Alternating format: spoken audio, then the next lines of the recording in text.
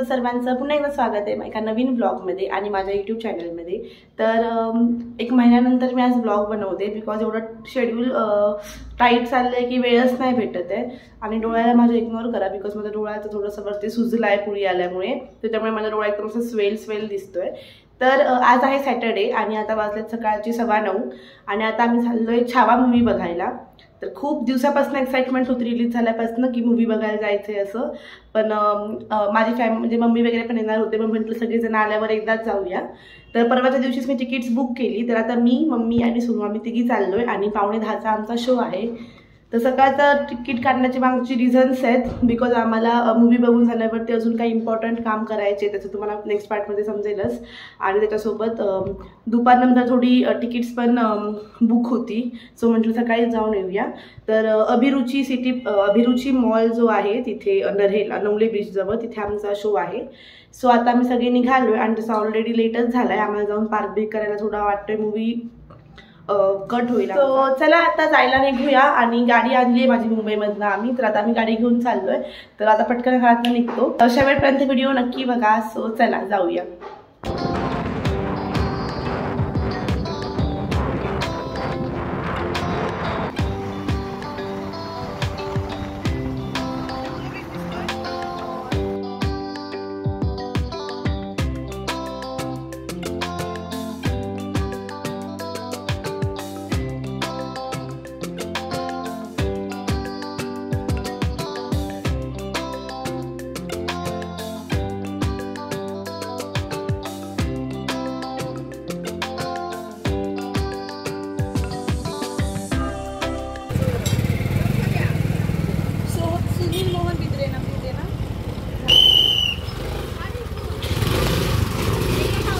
मोठा ब्लंडर झाला एक तर आम्ही रस्ता चुकलोच आणि त्यात मी 9:30च्या तिकीटचं शोचं तिकीट्स बुक केलेत आणि मी म्हणते 9:45 आहेत आणि आता 9:10 वाजलेत आणि 15 मिनिटाचा मूवी वेस्ट। पार्किंग केली आहे गाडी, आता आम्ही चाललो। बघू आता किती चुकते आणि किती नाही। आय होप जास्त नाही चुकणार, पण मला कळतच नाही की मी असं कसं विसरली की 9:30चा शो आहे। मी म्हणते 9:10चाच शो आहे आणि सगळ्यांना मी तेच सांगते घरी मम्मीला आणि 9:10चा शो आहे असं। सो चला आता आलोय, दाखवते तुम्हाला पण।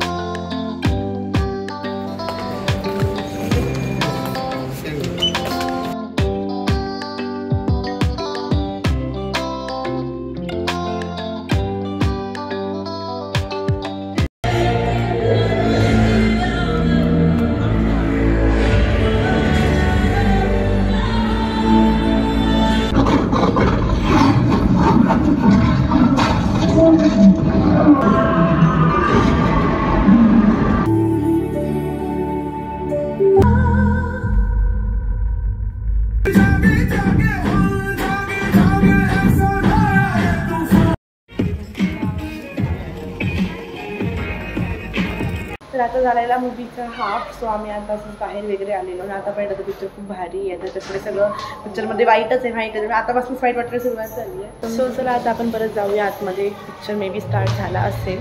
मी आणि सोनू आलेलो आम्ही दोघीजणी। खूप सॉलिड पिक्चर आहे आणि विकी कौशलला रोल आहे ना तो खूप जास्त सूट पण झाला आहे। बघू आता।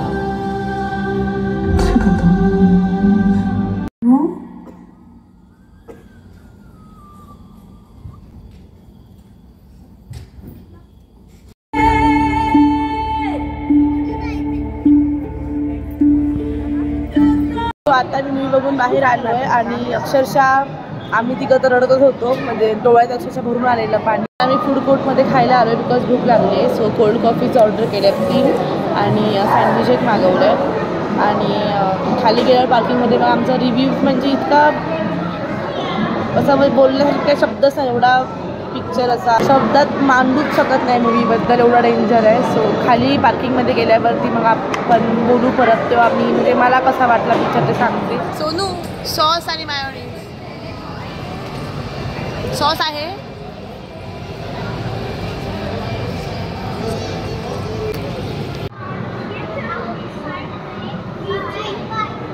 आता आम्ही मॉलमधनं खाली आलो आहे पार्किंगमध्ये.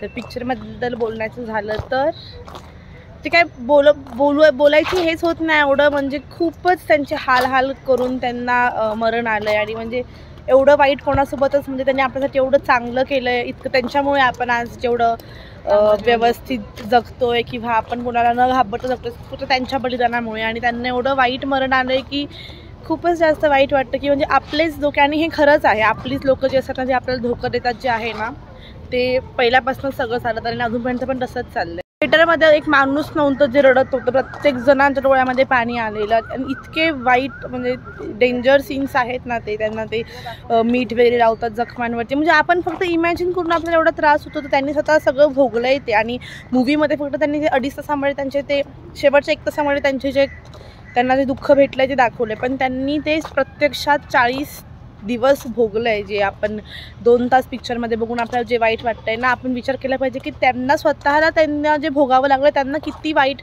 किती त्यांचे हाल झाले, तरी पण त्यांनी तोंडातनं एक शब्द काढला नाही की बाबा मला दुखतंय किंवा काहीच नाही. शेवटपर्यंत नाही, फक्त जगदम एवढंच फक्त बोलत होते. खूप छान आहे. आणि जे कोणी त्यांना अरे तुरे करून बोलतात ना, त्यांनी प्लीज थोडं त्यांना रिस्पेक्टने बोला. त्यांना छत्रपती संभाजी महाराज किंवा छत्रपती शिवाजी महाराज अशाच शब्दांनी बोला. कोणीच त्यांना अरे तुरे करून बोलू नका. बिकॉज त्यांनी जे आपल्यासाठी दान दिलं आहे ना आपल्या जीवाचं, ते खूप म्हणजे खूप श्रेष्ठ, त्याची जागा कोणीच नाही घेऊ शकत. त्यामुळे आणि ज्यांनी पिक्चर बघितला नाही त्यांना मी आवर्जून विनंती करेल, तुम्ही जाऊन पिक्चर बघा. आणि स्पेशली छोट्या मुलांना पिक्चर दाखवा, जेणेकरून त्यांना पण आपला इतिहास जो काय आहे आपल्यासाठी ह्या मोठ्या माणसांनी जे काही केलं आहे ते त्यांना पण कळेल की आपण ज्या तेवढं स्वतंत्रपणे जीवन जगतो त्याच्यासाठी कोणी काय हल्लात हे दिवस काढून बलिदान दिलं आहे ते.